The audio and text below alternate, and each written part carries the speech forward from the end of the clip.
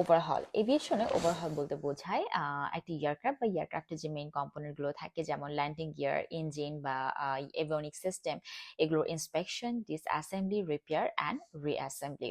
Overall হচ্ছে aircraft মেইনটেনেন্সে খুব important একটা পার্ট।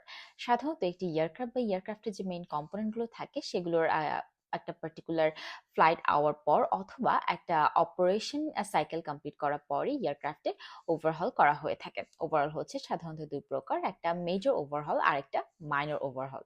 মেজর ওভারহল হচ্ছে এয়ারক্রাফট বা এয়ারক্রাফটের কম্পোনেন্ট গুলোর বড় পরিসরে ইন্সপেক্ট করা, রিপেয়ার করা বা রিফারবিশমেন্ট করা।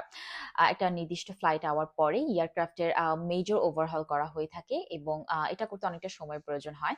আর মাইনর ওভারঅলটা হচ্ছে এয়ারক্রাফট বা এয়ারক্রাফটের কম্পোনেন্ট গুলোকে ক্ষুদ্র পরিসরে রিপেয়ার করা বা রুটিন সার্ভিসিং অথবা কোনো কম্পোনেন্ট রিপ্লেসমেন্ট, এগুলো মাইনর রিপেয়ারের অন্তর্ভুক্ত।